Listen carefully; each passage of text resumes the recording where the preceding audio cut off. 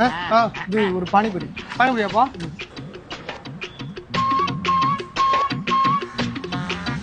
அண்ணா இது பானிபூரி கொடுங்க. இருக்கேப்பா, எடுத்துக்க வேண்டியதானே? அண்ணா இது ரசபூரினா பானிபூரி கேட்டேன். ரசபூரியா? இதுக்கு பேர் தான்ப்பா பானிபூரி. பானிபூரினா இது கிடையாதுண்ணா.